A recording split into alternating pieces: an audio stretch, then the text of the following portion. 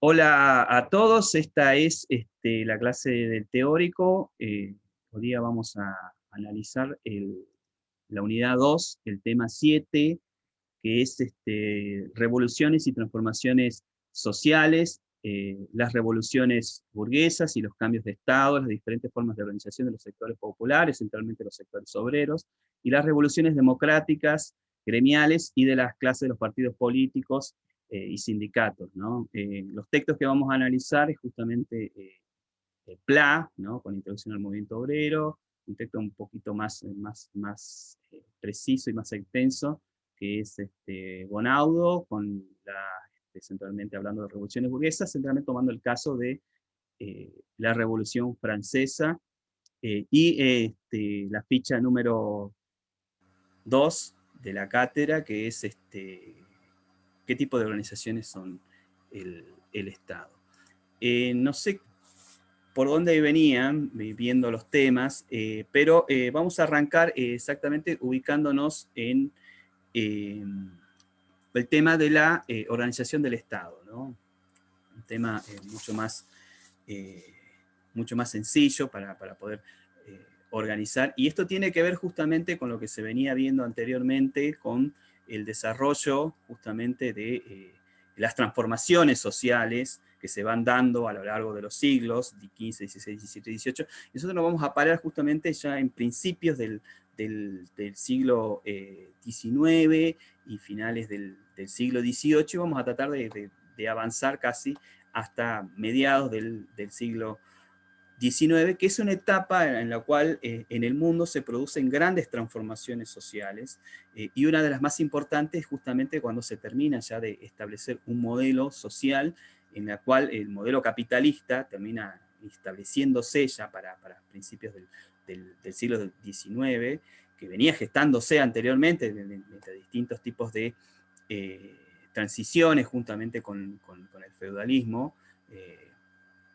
Y ya en el siglo XIX se produce un cambio en el cual se pasa de un tipo de sociedad, de un modelo de sociedad, a otro, ¿no? Que es lo que vamos justamente a analizar, y vamos a analizar dentro de este cambio un caso particular porque tiene mucha influencia sobre el mundo y sobre la organización de los distintos estados-nación, que es la Revolución Francesa. Eh, Primero, para hacer muy rápidamente el resumen de lo que son los estados, ¿no? Estas conformaciones de los estados y las naciones, ¿no? Que son dos elementos que conforman lo que nosotros hoy en día denominamos países, ¿no? Que son eh, un Estado que está organizado justamente de alguna forma social, ¿no? Que tiene una estructura social y tiene unas formas de representatividad, y tiene un elemento centralmente que es el que hace que eh, este Estado rija sobre un territorio, ¿no? Que es el poder. ¿No? ¿Qué es el poder? ¿No? ¿Qué es la capacidad justamente de poder influenciar y poder hacer que el resto de los sujetos que están adentro de un Estado eh, realicen acciones o realicen cosas, ¿no? Estén obligados, en cierta manera, a realizar ciertas acciones para poder justamente poder sostener en una parte a este Estado, y por otro lado poder sostener centralmente la estructura y poder mantener a este Estado. Y esto lo vamos a diferenciar de un Estado, de una nación, porque justamente las naciones están conformadas por grupos culturales, centralmente por un grupo cultural que tiene unas formas ideológicas, pero que muchas veces no logran conformar a un Estado. Pero un Estado está conformado por naciones o por ideas de naciones. Un caso claro les podría dar la nación, por ejemplo, gitana, que tiene una cultura, una lengua, pero no tiene un Estado conformado, no tiene un territorio. En cambio, hay nuestro Estado nacional, que es la República Argentina, tiene un Estado y tiene adentro de por sí varias naciones, digamos, varias identidades culturales, varias lenguas que conforman justamente a este Estado. Pero, ¿qué lo unifica todo esto? Es justamente esta idea de quién es un grupo social que controla a través del poder se impone a través de reglas, que son leyes, las acciones y las formas de organización que tiene el Estado. Comúnmente hay unas características que son particulares justamente a los estados-nación, ¿no? Una central es el control del monopolio de la fuerza. El control del monopolio de la fuerza me refiero a que hay justamente una sola fuerza o fuerzas que son las que controlan el territorio. Para que tengan una idea más clara, es, por ejemplo, los estados tienen un ejército unificado. No es que tienen varios ejércitos por cada uno por su territorio, sino que hay un solo ejército, ¿no?, que está controlado por un grupo social, y este ejército es el que justamente controla a todo el territorio. Bien, entonces hay un monopolio de las fuerzas, ¿no?, que es justamente el que mantiene, de cierta manera, bajo un control, con el uso justamente de la fuerza, del aparato coercitivo, ¿no? Estamos hablando de coercitivo, es que te impongo algo a través de la fuerza, las leyes o las reglas que hacen que ese Estado funcione. Otra de las características del Estado-nación es la integración económica. Hay un aparato económico, hay reglas que se establecen para poder controlar la economía dentro del Estado y en relación también con otros estados, ¿no?, para poder establecer relaciones económicas. Hacia adentro de un estado, por ejemplo, en nuestro país, que tenemos el Código Comercial, que es un librote así de gordo, que están todas las reglas para el establecimiento y todas las leyes que hacen con respecto al funcionamiento y a la vida del comercio de nuestro estado. Entonces, todas las reglas de cómo comercial están escritas, en nuestro caso particular, ahí. Entonces, la integración económica dentro de los estados hace que justamente este estado se mantenga integrado, ¿no? Hay reglas que permiten establecer el comercio con los distintos territorios que se controlan dentro del estado. Otra característica central de los estados-nación es la integración cultural compulsiva. Y lo digo compulsiva porque es casi obligatoria la identificación dentro de un estado, ¿no? Si vos te identificás que sos de un territorio, te identificás por ciertos valores culturales que hacen que vos seas miembro de ese estado. ¿A qué me refiero con los valores culturales? Como por ejemplo, una lengua común, ¿no? Una lengua común que es impuesta, ¿no?, por el Estado, ¿no? Desde un principio nosotros aprendemos una lengua, todos los estados tienen estas formas educativas de imponerte una lengua que es la que te permite comunicarte adentro del Estado, ¿no? Y también ciertos valores culturales que se van imponiendo, por ejemplo, los valores patrióticos, los valores de reconocer tus orígenes del territorio, ¿no?, la historia del territorio, que también es la parte de la imposición cultural compulsivas que hacen que justamente vos te sientas identificado dentro de un territorio. Estas son unas características que se dan justamente en la conformación de los estados-nación, y después dentro de los estados republicanos justamente la existencia de un grupo social que son los representantes, ¿no?, del Estado, ¿no?, que son un grupo que es dentro de la República que se va eligiendo mediante un sistema que nosotros conocemos como las elecciones, un grupo de pertenecientes a este Estado que se los elige como representantes y a la cual se le otorga todo este poder, ¿no?, para que determine las reglas del funcionamiento del Estado. ¿Y por qué traigo a esta acotación muy rápidamente esto de la conformación de los estados? Porque dentro del desarrollo del capitalismo, los estados aparecen justamente ya para esta conformación de los estados-nación, ¿no?, con un solo poder controlando y con reglas, ¿no?, impuestas, aparecen justamente con el establecimiento centralmente de las burguesías. ¿Se acuerdan que habíamos visto las distintas conformaciones y el desarrollo de las burguesías? Bueno, las burguesías son justamente una característica central de esta conformación de estos estados-nación, ¿no? Son los sectores justamente burgueses, los sectores que tienen el control de las economías, y son los sectores que controlan los capitales y la producción de las riquezas, que son dueños de los medios de producción, los que van a terminar controlando para el siglo XIX las distintas conformaciones de los estados, ¿no?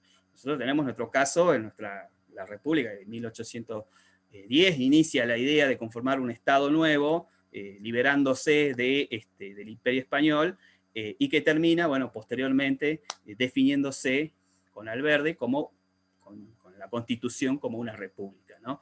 Y entonces se termina conformando un nuevo estado dentro del territorio americano. Y nosotros vamos a estudiar dentro de esta conformación de los estados y vamos a ver cómo se transfiere justamente en un caso particular el de la Revolución Francesa.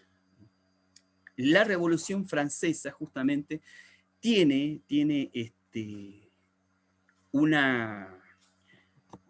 análisis particular para nosotros, porque justamente dentro de toda la conformación del avance de lo que fue la Revolución Francesa, se termina estableciendo un elemento central que es quién controla el poder. ¿Se acuerdan que les dije recién que los estados-nación hay una condición de poder, quiénes son los grupos sociales? Bueno, justamente dentro de esta Revolución Francesa es donde se determina que el poder está en el pueblo. ¿Quién es el soberano y el control de este poder? Es el pueblo. Bien, y se termina tirando abajo la idea de que el poder estaba en un soberano, en un monarca, en un rey, ¿no? Y se termina transfiriendo, ¿no?, en varias etapas, que no es inmediato, ¿no?, sino se termina transfiriendo el poder del rey al pueblo. Bien, entonces, y por eso justamente vamos a analizar rápidamente, vamos a tratar de resumir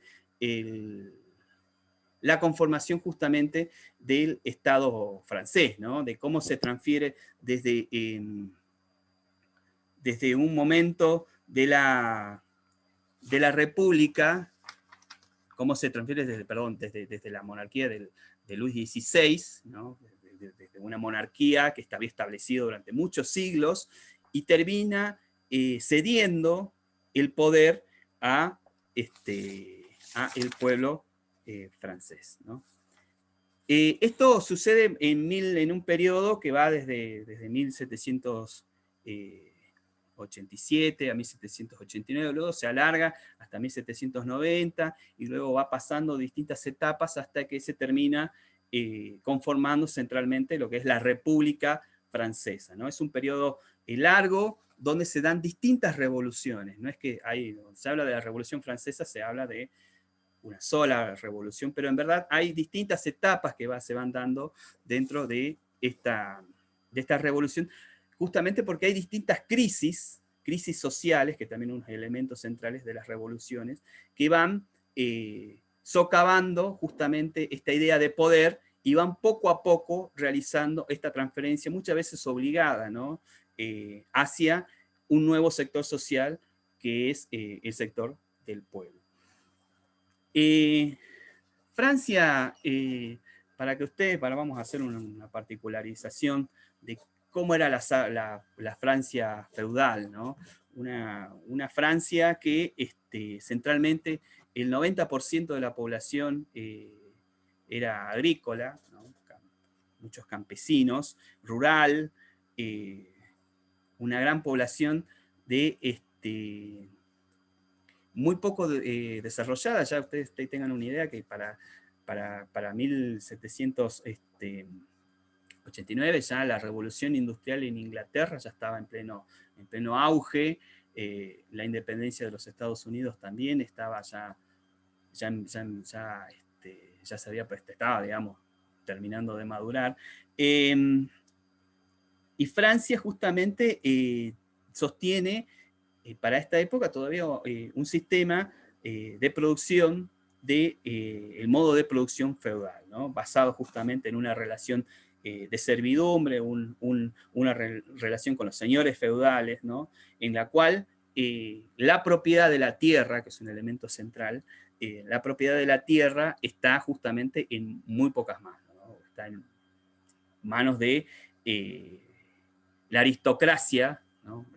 Todo el círculo es cercano o que responde directamente a el rey Luis XVI, ¿no?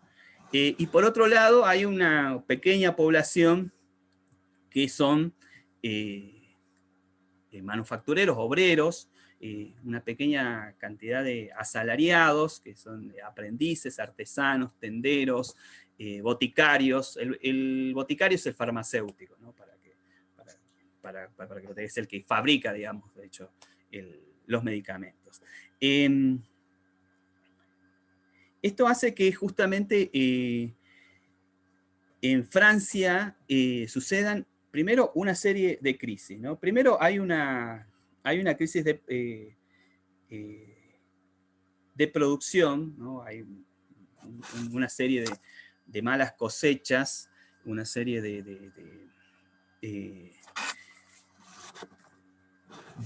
ahí viene un invierno justamente que hace que las producciones no sean las suficientes para poder satisfacer todas las necesidades alimenticias de la población, y esto se suma justamente este hambre generalizado que vive la sociedad francesa, se suma a una fuerte presión de los tributos que tenían que pagar justamente a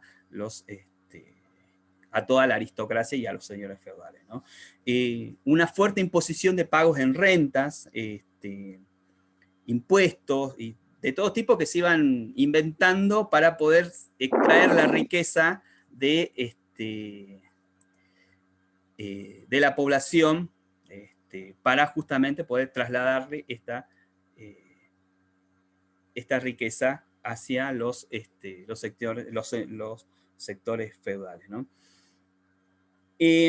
También aparece justamente esta clase comerciante, esta clase burguesa, distribuida en distintas ramas, algunos con dueños de estas pequeñas productoras telares de manufactura, otros también dueños de pequeñas embarcaciones de comerciales, y otros comerciantes también, que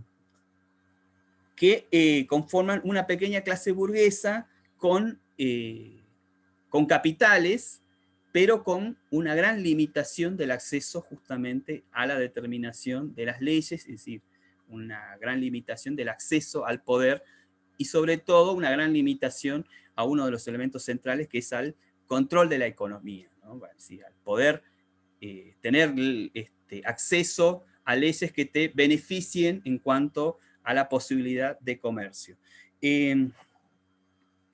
Esta burguesía, dividida en una burguesía, por un lado, una burguesía rural, ¿no? Recuerden que la mayor parte de la población francesa era rural, y una burguesía comercial, ¿no? Centralmente la burguesía rural había adquirido ciertos derechos del control de la tierra, y se había hecho de su riqueza otorgando justamente la posibilidad de que los campesinos cultiven esas tierras y, bueno, dándolas en renta, ¿no? Obteniendo de una renta de la producción de estas tierras. Bueno, lo que nos interesa a nosotros, más que todo este contexto que les voy dando, es que hay una crisis generalizada en cuanto a la economía, porque justamente Luis XVI entabla un apoyo en la guerra con los Estados Unidos. Los Estados Unidos estaban llevando justamente el proceso de emancipación de Inglaterra, y Luis XVI, bueno, el gobierno de Luis XVI decide dar una gran parte del apoyo económico hacia esa guerra, lo cual le trae unos réditos totalmente negativos a nivel económico, ¿no? Con la economía de Francia. Hay una enorme cantidad de gastos y no hay ningún tipo de beneficios a nivel económico. A esto justamente se suma una característica central que es un proceso inflacionario de los productos. Esto es una característica central dentro de las crisis que se van dando a nivel social. Para que ustedes tengan un dato ahí, que lo dice Bonaudo, ¿no?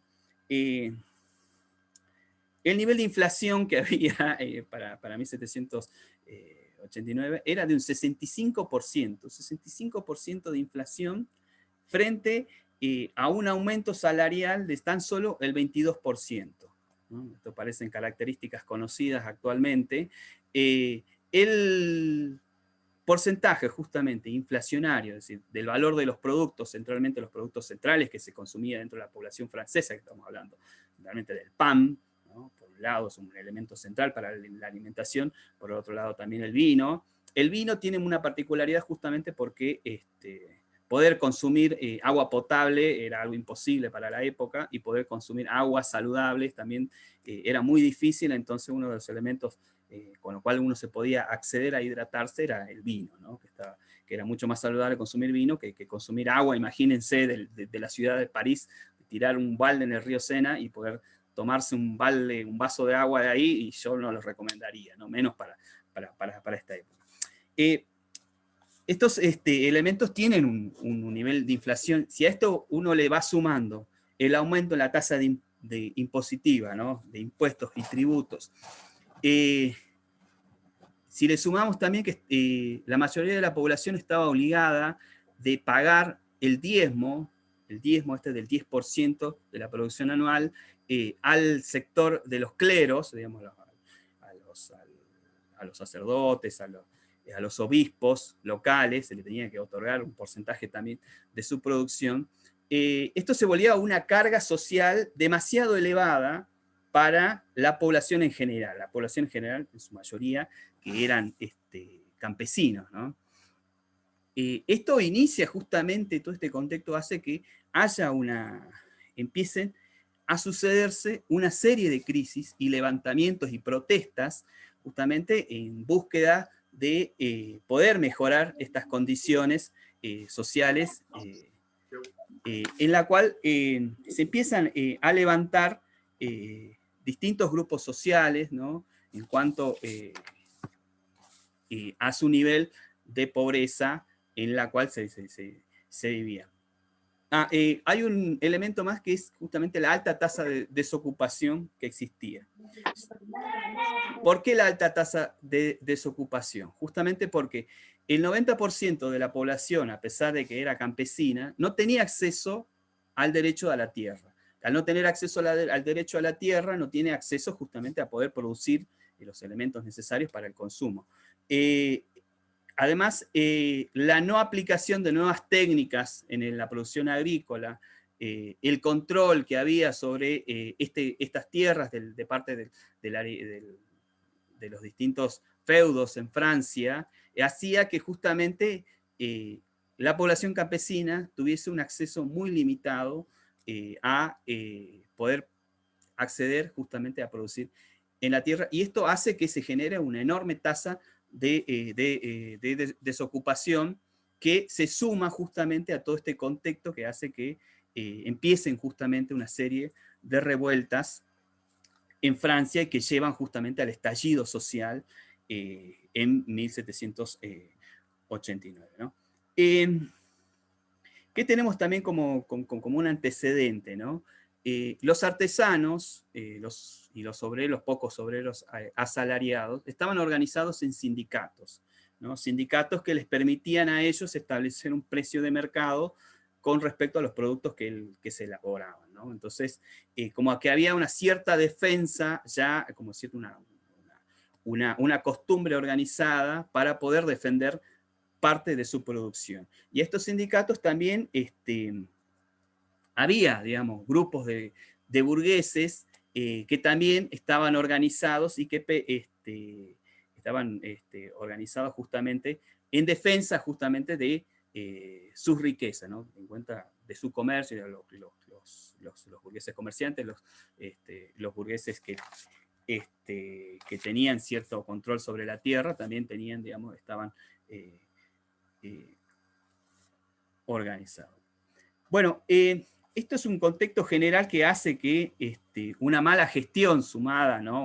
Una pésima gestión de Luis XVI, lleve a que haya una serie de estallidos sociales adentro de Francia y que centralmente estos estallidos sociales en una parte son direccionados por las burguesías locales, ¿no?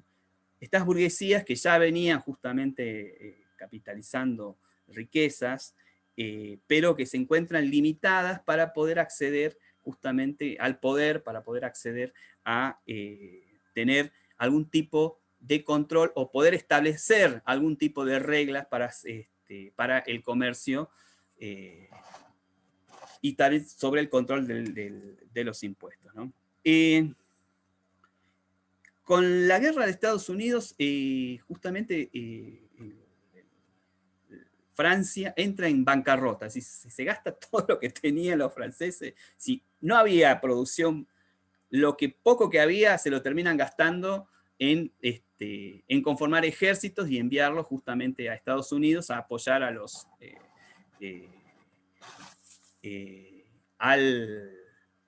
a los que estaban luchando la independencia de los Estados Unidos, ¿no? Entonces, con este enorme gasto que hace Francia, se termina justamente entrando la mayor parte de la realeza en bancarrota, ¿no? Entonces, hace que inmediatamente, frente a estas condiciones sociales, ¿no? Una alta tasa de inflación, poca producción, poco acceso a los alimentos, una gran tasa de desocupación, perdón, la solución sea justamente aumentar los impuestos, ¿no? Y esto siempre causa un problema social generalizado, ¿no? Es decir, no tenés para comer, no tenés para producir, estás desocupado y te suben los impuestos. Entonces, esto genera un malestar social que hace justamente que se inicie un proceso de quiebre interno dentro de las estructuras sociales de conformación en el control del poder. Empiezan a haber una serie de estallidos sociales, ¿no? Empiezan a haber levantamientos, centralmente de estos sindicatos que ya estaban organizados en defensa de sus salarios, centralmente, ¿no? Que es un elemento central, que lo vamos a seguir analizando, que es uno de los elementos que sobrevive dentro del siglo XIX con la organización de las clases obreras. El gobierno de Francia termina cediendo frente a este contexto a algo que se denomina como el tercer Estado. ¿Qué es el tercer Estado, no? Es una conformación de grupos de estas burguesías y de campesinos también que entran justamente a conformar una organización con el clero y los nobles para tratar de establecer unas reglas en común para justamente la administración y el control del Estado. Pero a este sector que se le había otorgado una cierta participación, se lo mantiene siempre en minoría con respecto al clero y los nobles. Entonces, cada vez que se determinaba algún tipo de votación, ¿no? Cualquier tipo de propuesta que haría este sector, que era el tercer Estado, siempre terminaba perdiendo frente a los nobles y el clero, ¿no? A esto justamente, en este estado de crisis, se suma un elemento central que es la suba del pan, ¿no? De repente el pan se convierte en un elemento escaso y empieza a haber revueltas para poder conseguir este alimento y el Estado francés reacciona, como sucede en la mayoría de los conflictos sociales, usando el aparato coercitivo, usando, digamos, el ejército para poder controlar estas revueltas, y empiezan a haber una serie de arrestos que empiezan a incomodar cada vez más a la población en general, ¿no? Tanto obreros, artesanos, desocupados, ¿no? Y otro grupo social que se llama los sans-culottes, ¿no? Que son un grupo importante dentro de la organización social y estos sectores burgueses. Los sans-culottes son sectores de artesanos, ¿no? Se llaman sans-culottes porque justamente no usan esto, se llaman sin calzones, así, no usaban esta ropa que lo usaban la mayoría de la población, sino que usaban otro tipo de vestimenta, que son centralmente obreros y artesanos asalariados, que inician justamente una serie de revueltas para justamente poder volver a tener el control justamente y poder controlar justamente los precios y poder volver a tener un tipo de organización social que les permita a ellos poder sobrevivir, ¿no? Esto lleva a una crisis social terrible en la cual se incrementa aún más la desocupación, ¿no? Y hay una alta tasa de especulación al no haber un poder centralizado, justamente al no haber un control centralizado, una alta represión, ¿no?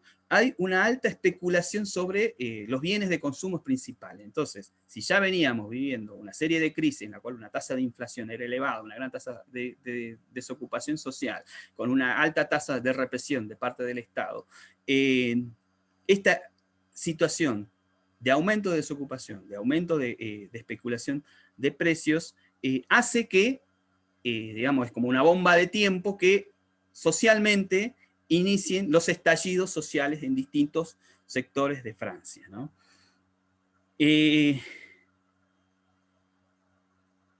Uno de los elementos que lleva justamente a esto es que el 12 de julio, ¿no?, de 1789, ¿no?, con la destitución de uno de los ministros que trataba de negociar justamente con todos los sectores sociales menos beneficiados, la destitución, ¿no?, de este único elemento interlocutor entre la población en general y el poder del Estado, hace que estalle justamente la contrarrevolución en Francia. Directamente artesanos, obreros, desocupados, tenderos,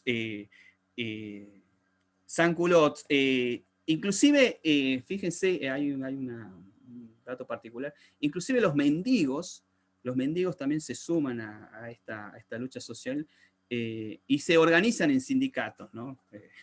Es tanta la presión social que justamente todos estos sectores sociales, y en parte dirigidos también por una burguesía que estaba buscando justamente quebrar al poder monárquico para poder ellos acceder justamente a tener leyes que los beneficien en parte, ¿no?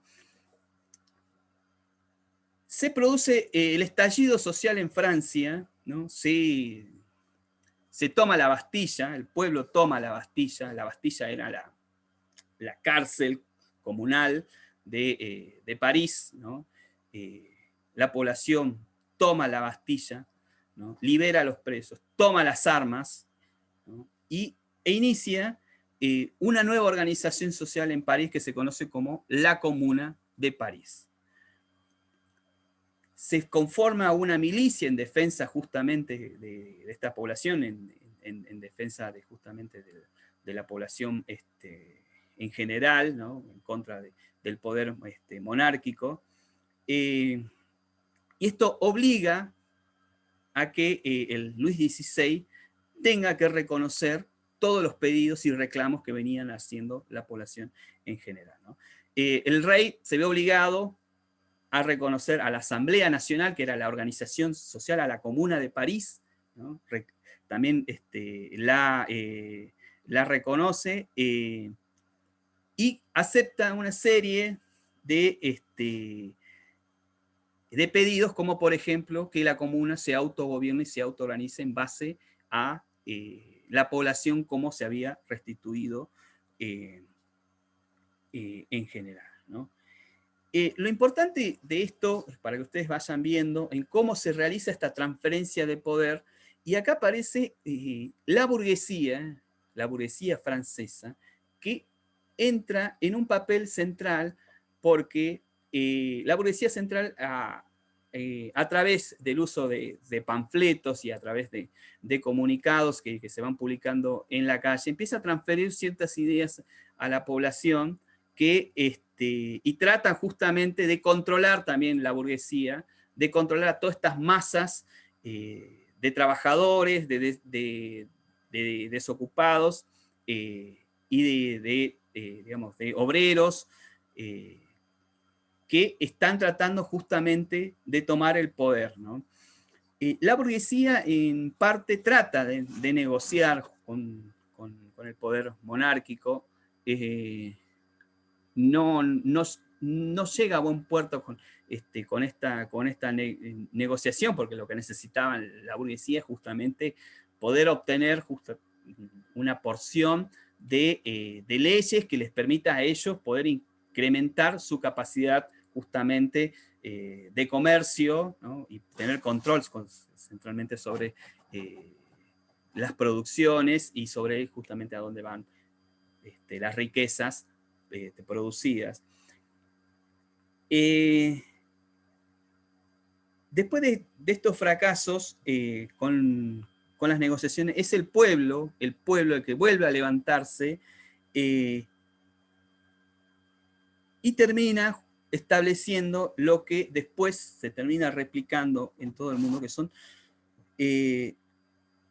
la Declaración de los Derechos del Hombre y el Ciudadano. A través de una negociación empieza a hacer un manifiesto en la cual se establecen los distintos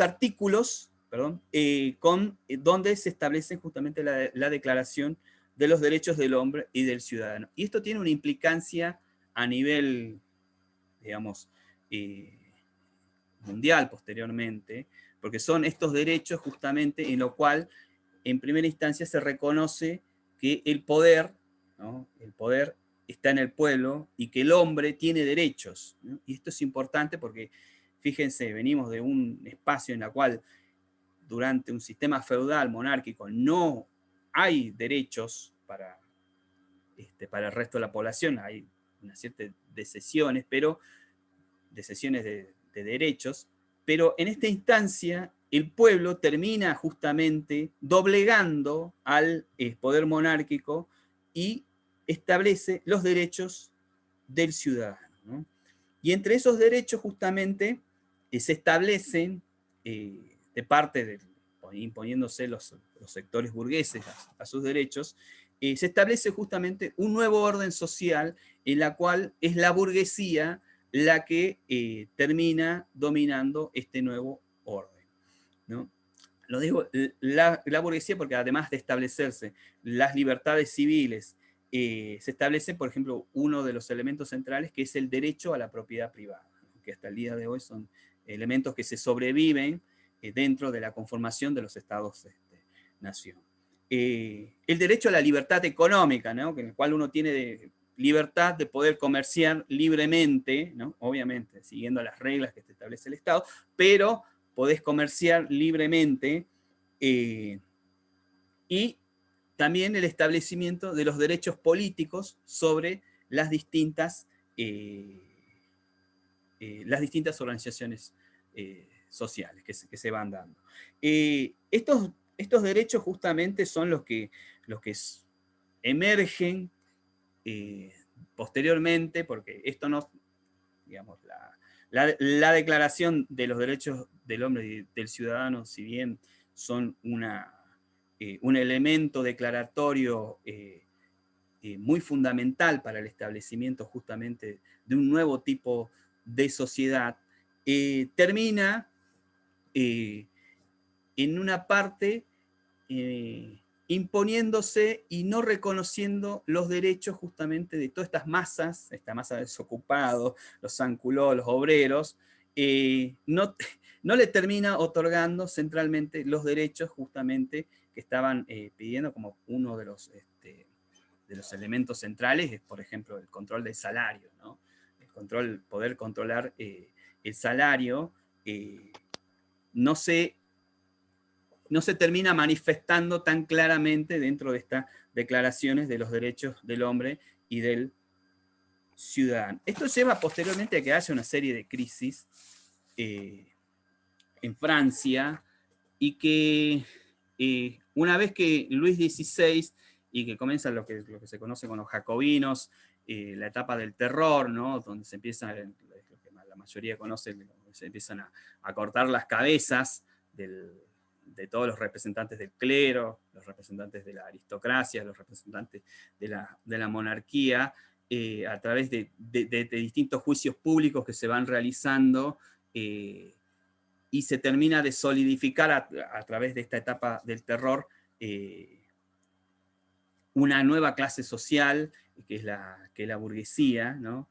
Y que se termina posteriormente, lamentablemente, no termina esto en un buen puerto para estos sectores que son los campesinos, los obreros, los asalariados, no terminan siendo beneficiados totalmente con esta revolución, sino que son los sectores burgueses, ¿no? Que en una parte, yo les he dicho, que habían tratado de negociar con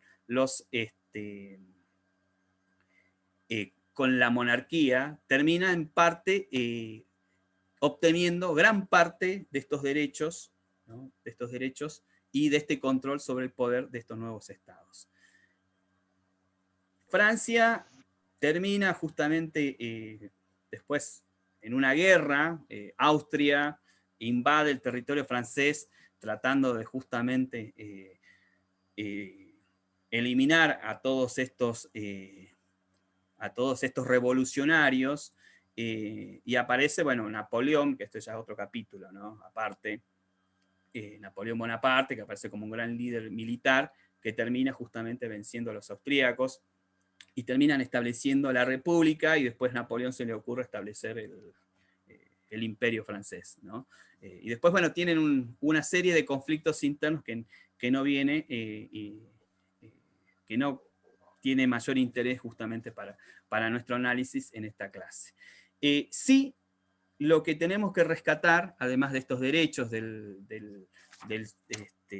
los derechos justamente del hombre y del ciudadano, y de la transferencia de poder que hay de un estado feudal a un nuevo estado burgués, ¿no? Que se termina estableciendo en una república, es que dentro de esta nueva conformación de Estado, terminan, de cierta manera, poco beneficiados los sectores asalariados, los sectores campesinos. Y vuelven otra vez a ser sometidos dentro de una estructura de poder que no los beneficia.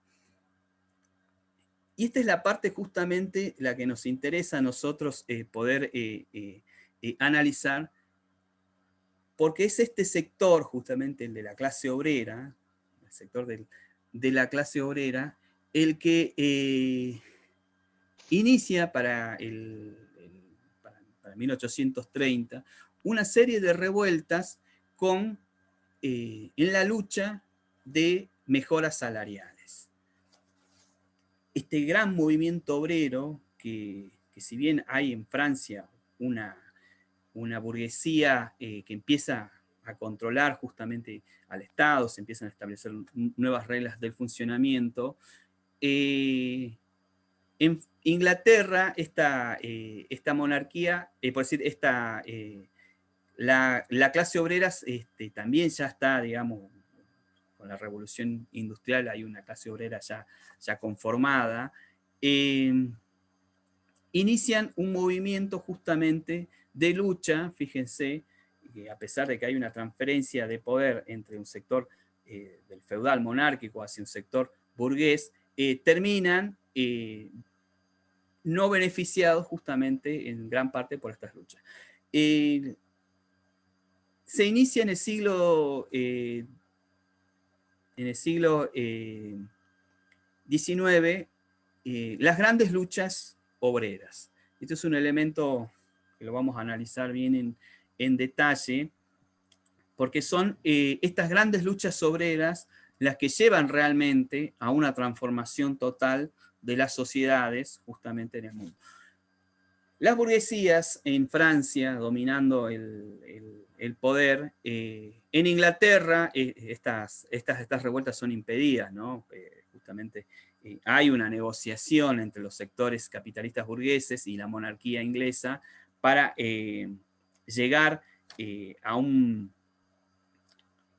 acuerdo para que estas explosiones no sucedan, y se les permite justamente a la burguesía inglesa acceder a una parte del poder. Entonces, hay una modificación dentro del gobierno inglés y se arma lo que se conoce hasta el día de hoy, la Cámara de los Comunes, ¿no? Que es una cámara representativa con derechos a votación, ¿no? Y que puede plantear distintas leyes, ¿no?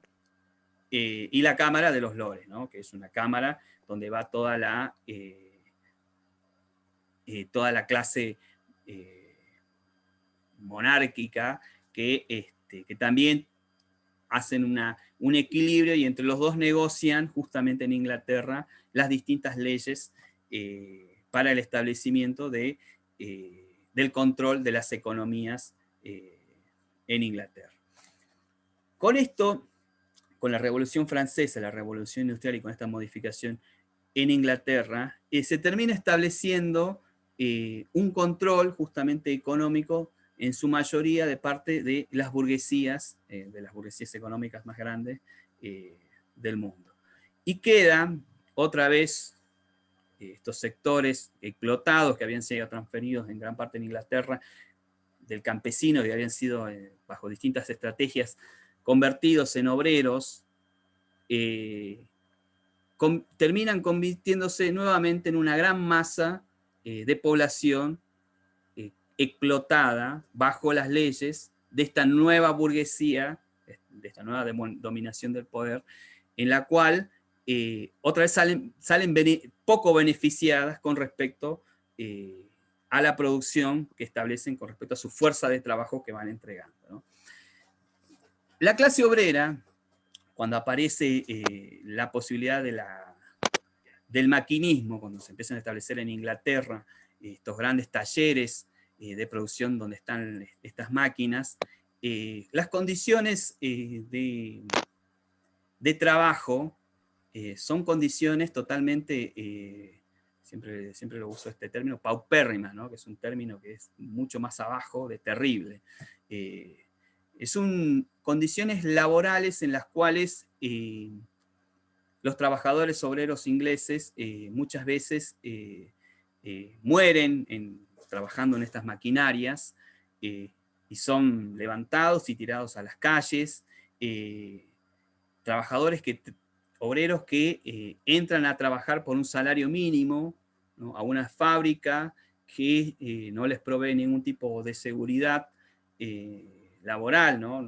No hay condiciones de seguridad con respecto ni siquiera en poder mantener ese trabajo, ¿no? Porque si el empleador o el capataz decidía despedirte, estabas afuera, y entonces las condiciones de explotación, ¿no? Son brutales a las cuales se ve impuesta toda la clase obrera. Brutales en cuanto a las condiciones, no solamente del lugar donde estás trabajando diariamente, realizando trabajos mecánicos bajo temperaturas elevadas, sin posibilidad muchas veces, como dice Pla, ni siquiera de poder tomar un vaso de agua, ¿no? O tener que pagar derecho para poder tomar un vaso de agua, ¿no?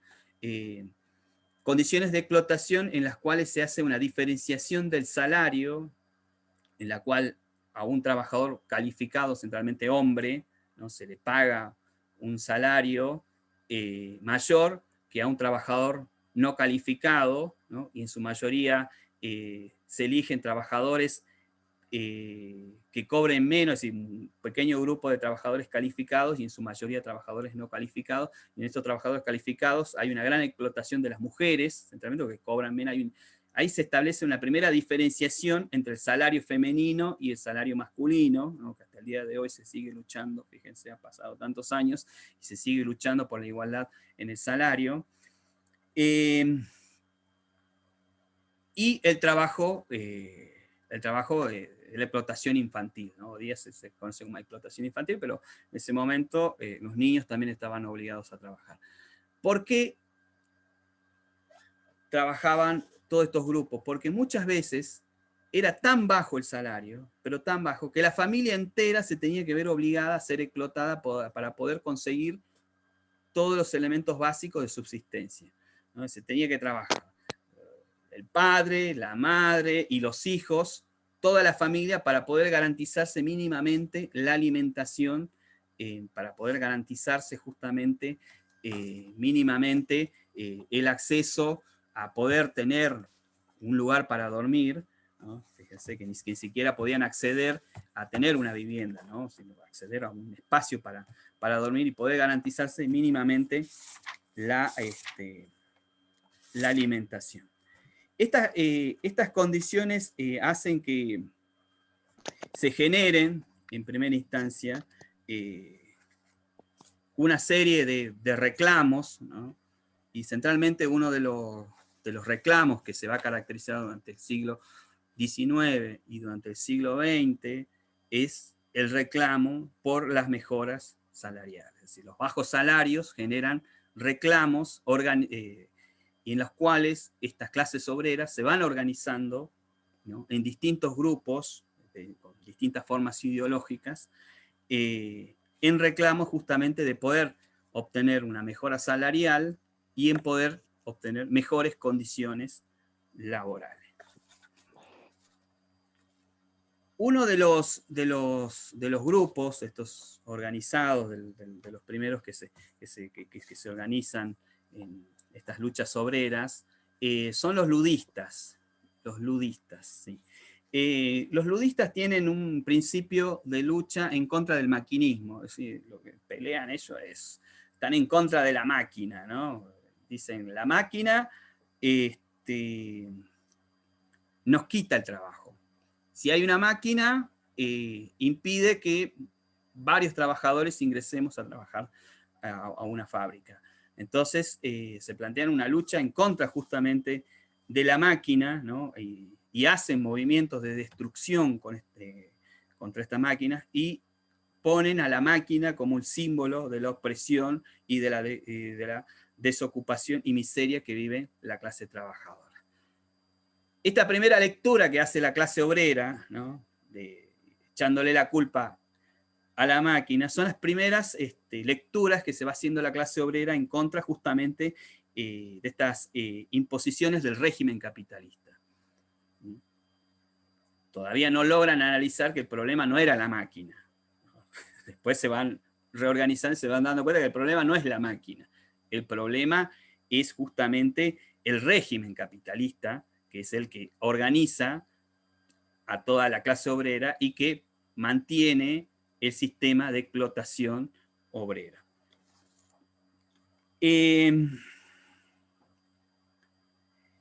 Otro de las organizaciones que se dan posterior, muy pegadas a estos movimientos ludistas, es el cartismo que se llaman cartistas, o el movimiento cartista, porque justamente lo que hacen es defender justamente los derechos de digamos, los derechos laborales que estaban planteados en distintos manifiestos, en distintas cartas, justamente la Carta de Defensa Laboral. Igual sos un hijo de puta. Sí. Ahí está. Llevan adelante estos movimientos que defienden, como les decía, las cartas de defensa del pueblo, la carta de defensa de los trabajadores, que son escritos, ¿no? Y son movimientos que van a defender estos derechos justamente que se plantean en debates y en asambleas con la clase obrera. Uno de los elementos que buscan defender, además del salario, de tener un salario digno, es poder acceder al voto, las personas que tuviesen más de 21 años, poder acceder al derecho al voto y poder al derecho a elegir a sus representantes. Uno de los elementos que se busca justamente dentro de los cartistas, y poder a partir de eso tener representantes dentro de estas cámaras en Inglaterra, con la Cámara de los Comunes, y poder tener representantes que defiendan justamente a la clase trabajadora.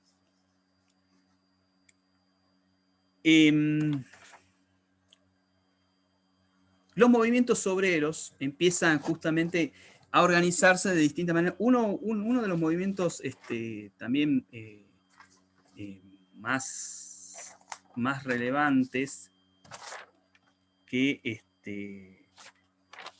son las organizaciones sindicales, ¿no? Habíamos visto que en Francia las organizaciones sindicales ya existían, ¿no? En Inglaterra también, que son estos sindicatos que van en defensa de los precios y los salarios, los precios de lo que producen y los salarios justamente. Los sindicatos que toman en este periodo una particularidad porque justamente toman mayor fuerza. Imagínense un sindicato de tejedores especializados en manejar un tipo de máquina, tienen, digamos, un peso relevante dentro de las luchas obreras, porque son trabajadores calificados que están organizados y que defienden justamente los salarios más altos, ¿no? Y que después si logran, digamos, a través de las luchas sociales, logran justamente obtener un aumento en los salarios, se convierten en referencia para el resto de los salarios, ¿no? Para los salarios de menor categoría.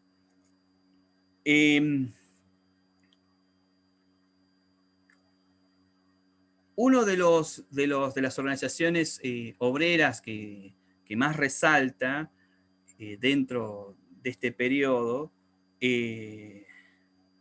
son los obreros que se organizan a través de la Liga Comunista, ¿no? Y que establecen justamente uno de los elementos que se sigue hasta el día de hoy debatiendo, que es el manifiesto comunista.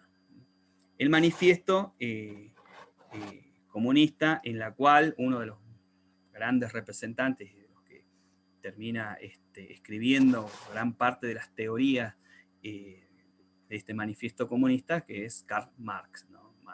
Se establece el marxismo como una identidad filosófica en la cual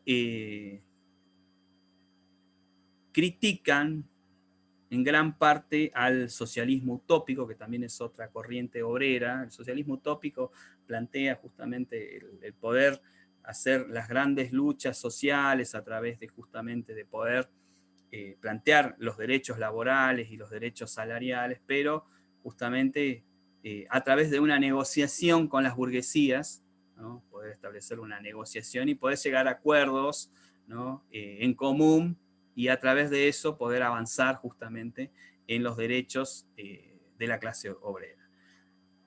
Esto lo plantean los socialistas utópicos. El socialismo científico, que va en contra de este socialismo utópico, el socialismo científico de la mano de Marx, plantea todo lo contrario, ¿no? Hace justamente la crítica, arranca con la crítica al socialismo utópico, y plantea el materialismo histórico como una herramienta para la construcción y para el establecimiento, para lograr estos derechos en las luchas de las clases obreras. El materialismo histórico, en la cual justamente, ¿qué es el materialismo histórico, ¿no? Dice, bueno, hay una serie de elementos dentro de la condición humana que son propios del ser humano, digamos, tenemos nuestros deseos, nuestros objetivos, de todo lo que queremos lograr, tenemos nuestros sueños, tenemos también una serie de conjuntos de elementos, nuestros sentimientos, nuestras capacidades, ¿no? Que todo eso hacen a un conjunto de elementos que justamente conforman al hombre, dice. Pero ninguno de estos, es lo que dice el materialismo histórico, dice, ninguno de estos elementos son los que van realmente a llevar al cambio de la sociedad y a la obtención de los derechos de la clase trabajadora, ¿no?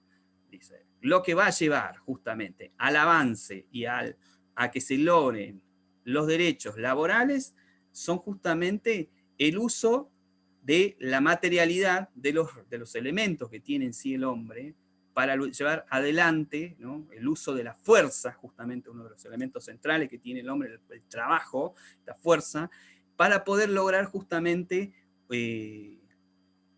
los derechos de la clase trabajadora, ¿no? Entonces dice, solamente a través del uso material de el uso de la materialidad existente, ¿no?, el uso de las armas, el uso de la fuerza, ¿no?, y el conocimiento que se produce con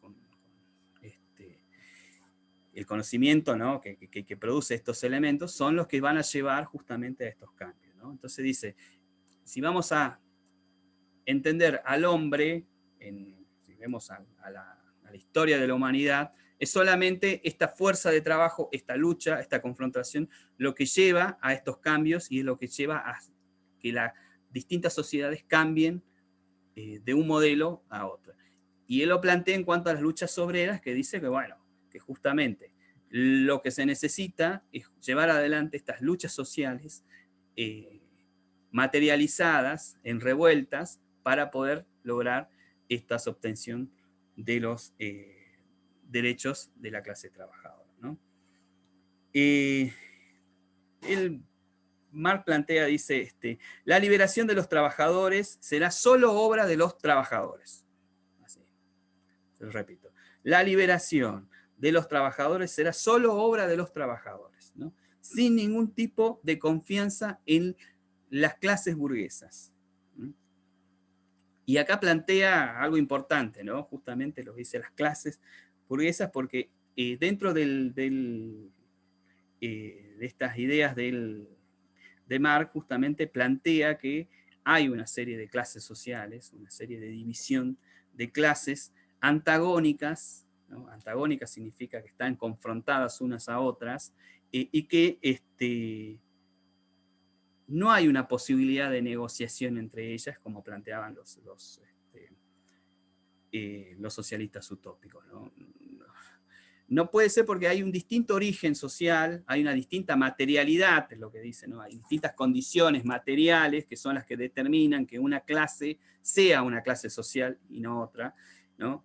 Y estas clases sociales se encuentran justamente bajo o en dominación a otras clases sociales. Hay una clase social que a través de sus condiciones materiales domina a las otras clases, y hay otra clase social que debido a sus condiciones materiales también se encuentra dominada o bajo el régimen de una clase social que lo domina. En estos casos lo que él caracteriza justamente es, por un lado, la clase social burguesa, ¿no?, que bajo sus condiciones materiales, estoy hablando qué condiciones materiales, ¿no?, que son dueños del capital, que son dueños de la fábrica, que son dueños de los aparatos productivos, ¿no?, que son dueños de la tierra, ¿no?, y que en parte también son dueños del poder, ¿no?, del poder que regimenta y controla a un Estado, ¿no?, que son las condiciones materiales de esta clase social, que es la que domina a la otra clase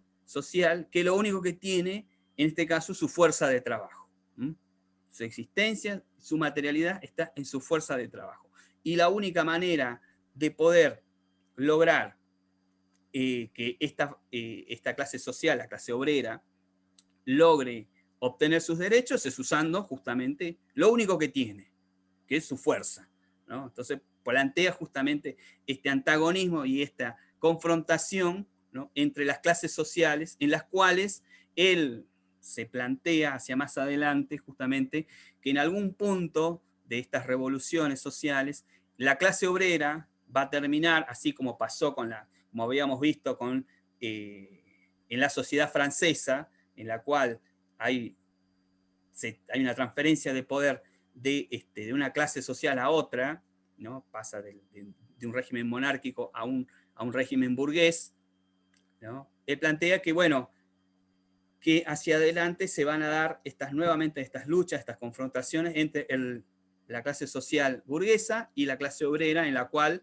se va a establecer una dominación de las mayorías, usando la fuerza, de las clases obreras, y en las cuales se va a establecer un nuevo sistema que es donde domina lo que dice la clase obrera, el proletariado, ¿no? Hay una dictadura del proletariado en la cual el Estado obrero es el que va a determinar la distribución justamente de las riquezas y la igualdad de las leyes, y en las cuales se va a establecer un Estado mayormente igualitario, ¿no? Para todas las sociedades, que es el Estado comunista. Bien, esto es lo que plantea justamente Marx en resumen, ¿no? Sí, vamos bien con el tiempo. Bueno, hasta acá más o menos vamos a hacer un segundito, una pausa. Bueno, como veníamos hablando, estas organizaciones obreras que son muy importantes justamente y que hay algo particular que es lo que termina definiendo a los distintos tipos de organización obrera, que es el pensamiento ideológico que adopta cada una de estas organizaciones obreras. Y tiene una vital justamente importancia porque son estas ideologías las que después sobreviven, ¿no? Como formas de organización para toda la clase obrera del mundo, ¿no? Y para los distintos tipos de organizaciones y luchas que se van dando. Una de estas que sobreviven es justamente el socialismo científico, ¿no? A través del materialismo dialéctico, que es una de las principales referencias que lleva adelante distintas revueltas en Europa, distintas revueltas en organizaciones sociales, y que termina tomando cuerpo y termina conformándose, tal como lo planteaba Marx, en un estado de la clase trabajadora, en una nación que no se había tomado en cuenta hasta ese momento, que es Rusia, ¿no? Rusia, también igual como con Francia, ya para el siglo XIX, una sociedad poco industrializada, un gran territorio con un gran campesinado predominante, termina justamente cuando se inicia la Primera Guerra Mundial. Ahí nomás en paralelo termina estableciéndose un estallido social de todo el campesinado y de la clase trabajadora, justamente con los mencheviques y los bolcheviques, que son dos organizaciones internas de las clases trabajadoras, y centralmente con los bolcheviques de la mano dirigidos por Lenin, que es uno de los grandes pensadores justamente del marxismo, y termina justamente realizando esta idea que venía planteándose con las luchas obreras, con el socialismo científico, ¿no? Que en un lugar donde no se pensaba que podía suceder esta revolución, estalla en Rusia y se establece, tal como dice la teoría marxista, un Estado que se conoce como el Estado comunista. Pasa de una sociedad monárquica con el zar, ¿no? Terminan fusilándolo al zar y a gran parte de la monarquía, y se termina estableciendo una sociedad que se conoce como la sociedad comunista de Rusia, que se termina estableciendo como la Unión de Repúblicas Socialistas Soviéticas, la URSS, Unión Socialista de Repúblicas Soviéticas. Esto es, digamos, una de las más grandes expresiones, ¿no? que logra la clase obrera a nivel mundial, ¿no? Y es importante entender, después vamos a analizar más en detalle todo cómo fue la Revolución Rusa, entender porque justamente, fíjense, cómo en el siglo XIX comienzan estas luchas obreras con el establecimiento de una nueva clase burguesa dominante, ¿no? Que termina dominando el Estado y las leyes y las formas de organización del Estado, y convierte a la sociedad en un nuevo tipo de sociedad en la cual aparece otra vez otro grupo social que es el que termina siendo poco beneficiado, dominado y explotado, que es la clase obrera. Y esta clase obrera que se levanta en distintos lugares, en Francia, se levanta en Inglaterra, con distintas organizaciones sociales y distintas revueltas. Una de las revueltas más importantes que hay es en París, ¿no? Que justamente se establece en París. Otra vez vuelve a aparecer la Comuna de París como un ejemplo en la cual se hace la primera experiencia de dominación de una sociedad organizada y controlada por la clase obrera, ¿no? Dura muy poco tiempo la Comuna de París, pero es una primera experiencia que hace justamente este nuevo sector social en el control de los recursos y en el control justamente de todo el aparato del Estado. La Comuna de París es reprimida después brutalmente, asesinan a miles de personas en el ejército francés, pero deja como antecedente esta posibilidad que hay de una conformación de un Estado dominado por la clase obrera. Y esto, después de muchas revueltas, ¿no? Porque hay una burguesía que todo el tiempo, a partir del siglo XIX, una burguesía que domina el modelo capitalista, que todo el tiempo trata justamente de evitar que estas revueltas se lleven adelante, bajo distintos tipos de mecanismos, ¿no?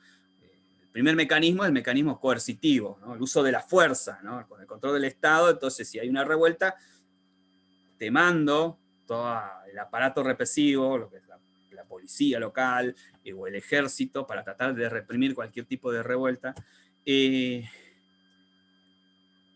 Otro mecanismo que usa es justamente el control de las leyes, a través de justamente el establecimiento de leyes que impidan estas revueltas, ¿no? Leyes que no dejen que se organicen los obreros, muchas veces impidiendo que la clase trabajadora se pueda organizar, ¿no? hasta ese punto, ¿no? Llevando a que si el trabajador se organiza en sindicatos, es despedido, ¿no? Leyes en algunos estados que llevan a ese extremo y que impiden justamente la organización de la clase obrera. Y que termina justamente ya para el siglo XX, principio del siglo XX, con un estallido de una crisis propia del capitalismo, ¿no? La Primera Guerra Mundial es una de las primeras demostraciones de las crisis del capitalismo, ¿no? Una lucha interburguesa por el control de los mercados, ¿no? Que después también termina en una Segunda Guerra Mundial también, ¿no? Muy rápidamente, ahí pegado,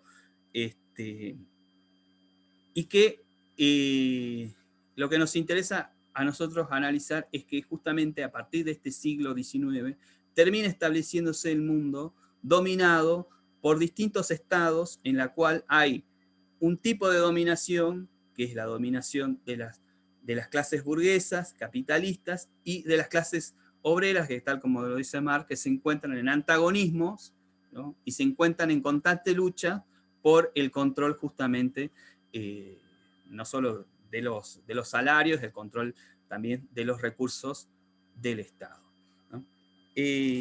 Estas son revoluciones que se van sucediendo a partir de este siglo, se van sucediendo muchas revoluciones que se van a replicar en el siglo XIX y se van a replicar otra vez en el siglo XX, en búsqueda centralmente de dos elementos que siempre son los que caracterizan a estas luchas. Una es la lucha por los salarios, ¿no? Siempre se plantea la lucha. Y después la lucha por los derechos e igualdad, que vienen en distintas maneras establecidos, digamos, derechos laborales por un lado, derechos igualitarios sociales por otro, ¿no? Dentro del establecimiento de estos nuevos estados, de estas nuevas repúblicas burguesas. Bien, hasta acá llegamos con este tema. Vamos a ver si tienen preguntas. Chicos, preguntas, por favor.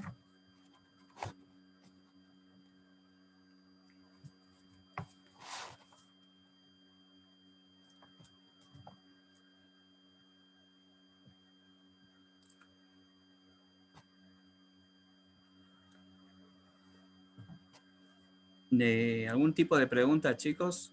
Bueno, hasta acá llegamos. Voy a parar la grabación.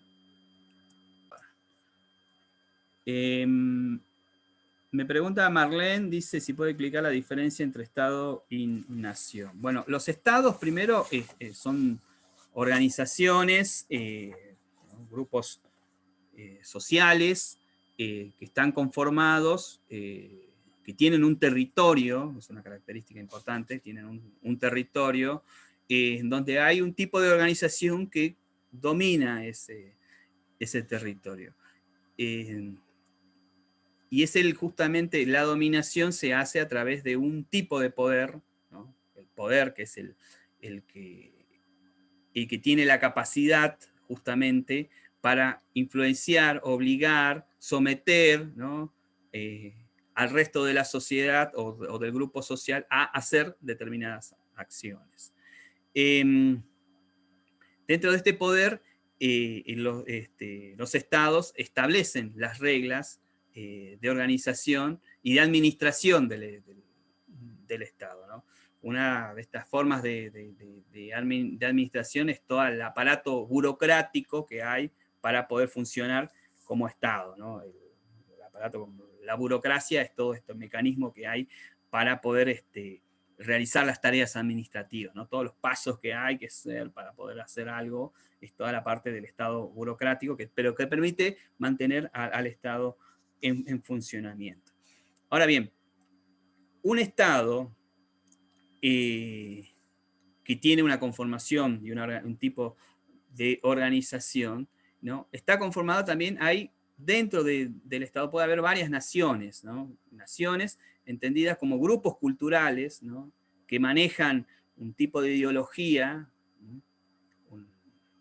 un tipo de, comúnmente, de lengua, un tipo de religión, ¿no? Que son estados, por decir, son grupos que conforman naciones que se identifican justamente por esos valores.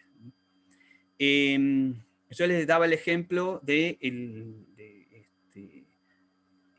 los gitanos, ¿no? Los gitanos que son grupos que están dispersos en todo el mundo, pero que no tienen un territorio, ¿no? Que no tienen una lengua en común, tienen muchos valores culturales que comparten entre ellos, pero no tienen un Estado, no tienen un aparato administrativo que los organice, no tienen centralizado el poder, no tienen tampoco organismos ni un territorio, ¿no? Sí lo tienen los estados-nación que están conformados justamente por una nación, ¿no? Los estados comúnmente están conformados por muchos tipos de identidades culturales. Pero hay una que es la que domina, justamente de la mano de este poder, sobre las otras, ¿no? Y las domina a través de los elementos que son el monopolio del uso de la fuerza, ¿no? Hay un solo ejército dentro del Estado, hay una sola policía, no es que cada uno puede plantearse su fuerza y salir a pelear, de hecho el Estado las combate cada vez que se pueda presentar algún tipo de variante en el control de las armas, el Estado las combate. Una sola integración económica, ¿no? Me refiero a la integración económica en las reglas de comercio, el establecimiento de una moneda, una sola moneda, no es que cada territorio puede plantear su moneda, ¿no?